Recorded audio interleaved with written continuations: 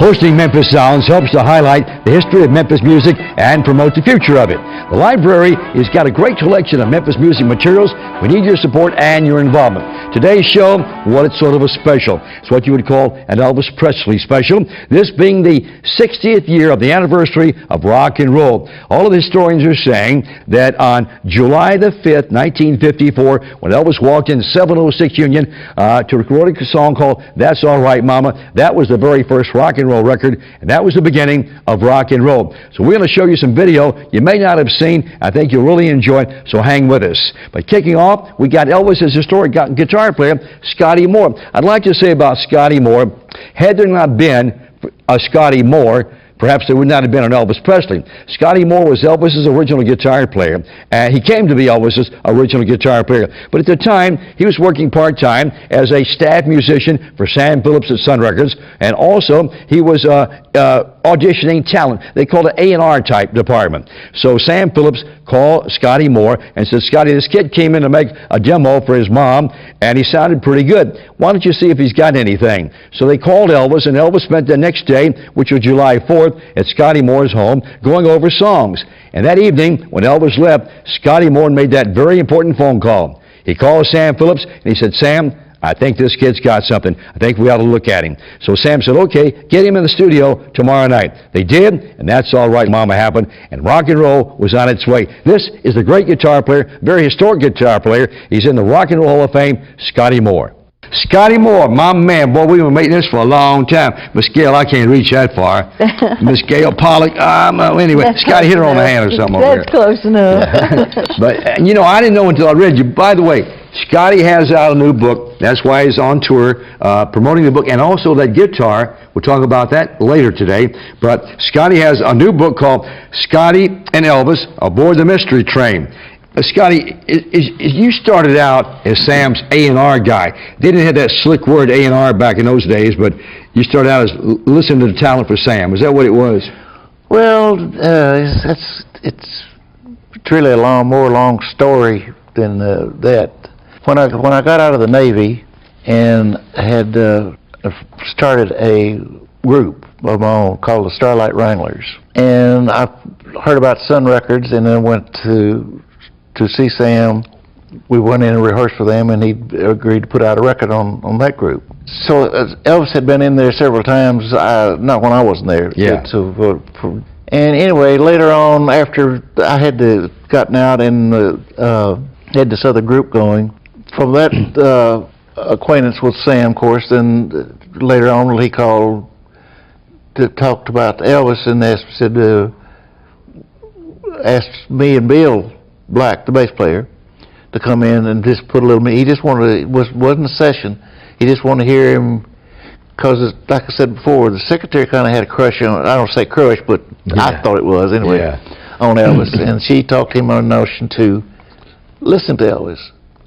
And then Sam, in turn, called me and asked me to get Bill to come in there and just put a little background music, no particular song or anything like that, so he could hear him. Whew. So that's how all that went. Yeah. And was that when, Scotty, that he had a song and Elvis was trying to do it, it just wasn't fitting him, it was sort of a ballad or something, and then Elvis went into That's All Right Little Mama?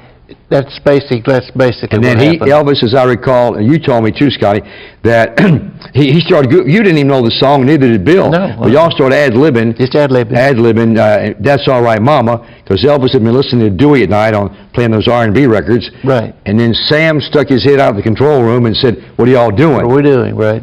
And y'all said, "Well, we just goofing around. You find another song." He said, "Goofing around sounds pretty good." Right. So how many takes did it take to get That's All Right down? I don't remember exactly, but it wasn't very many. I'll say 5 or 6 maybe. Time for him to get the mic set and whatever like that, you know. But Scotty, and I had to figure out what to do on the instrumental break, and that wasn't very long. After the time went by, Scotty, I've read your book twice, and I noticed that when you started playing those licks, though, you were as much as inventing rock and roll as Elvis was, because you were combining country music with blues, and nobody ever heard that. And Elvis, he knew the song, and then Bill started slapping that bass, and that really was the birth of rock and roll. Well, I guess that's what everybody says. Yeah. We were just playing, you know. And then, actually, did you guys know that Sam was going to take it up to Dewey Phillips a couple of nights later? No. We just he'd said he's kind of like that, and said we went up and put it on tape, listened to it and everything, and said we might. I don't remember his exact words, but it was. He said we may have to think about a B-side for this. A B-side, yeah, and which we didn't do that night. And he said, I'm sure he said something like, "Well, if y'all come up with something else, we'll try it again next day or two, whatever." But in the meantime, he did take it down to Dewey Phillips at the radio station. Blue Moon of Kentucky was on the flip side, that a bluegrass song that y'all converted to more of a rock song. And Scotty, when you guys, it started happening real fast, really fast. Really fast. Right. And you had to have a manager, because y'all started getting calls for gigs and jobs and stuff. And you being the oldest guy in the group, you were elected to be the manager, is that right? Well, I also had a car. Was that Chevrolet of Bobby's? Yeah. Y'all about wore that thing out, didn't you? Did pretty good. But you started getting jobs and gigs, and people was calling Elvis's house and Lauderdale Courts, wherever he was living at that time, and so somebody had to be the manager. Yeah, I got the problem. I put problem there at the very beginning. And how long did that last? I'll say 6, 8 months, something like that. I really don't remember exactly, but it wasn't real long, because at the same time we were looking to somebody to find one, and that's how Bob Neal became involved. He was a disc jockey at WMPS at the time. Exactly. Yeah. And we knew that he knew all the people, and I think Sam had something to do with that in helping us find somebody. Scotty, sitting between you and Gail today, that was your first guitar? Right. Right. Now, is that the guitar you played on That's All Right, Mama? That was the not the first guitar. I had a Fender when I first came out of the Navy, and was walking down the street here, OK Houck. Yes, music store, OK Houck, yeah. And they had just stuck this guitar in the window, and I said, "Good Lord Almighty, poor days that I got to have it," you know, that type thing. Yeah. And went and made a deal right then.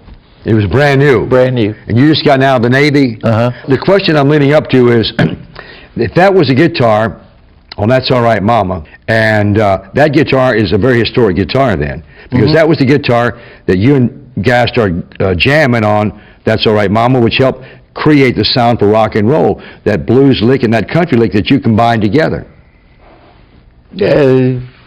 I didn't know what I was doing. I don't know, but yeah. I know, but it just came out of you. That's a real talent, Gail. Ladies and gentlemen, I've known this guy from day one. I mean, I was a fledgling disc jockey and hooked up with Elvis. And gosh, Scotty, we went to Canada, we went to Hawaii, all across America, crisscrossing America. And that Vancouver concert almost killed us all.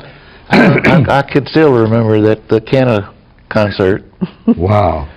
I can remember you on the back of that car. Hurry up, let's get out of here. The crowd was coming down out of the bleachers. They wouldn't let the crowd go on the field because they had a game the next day, and they didn't want this big huge crowd to mess up so they were all in the bleachers.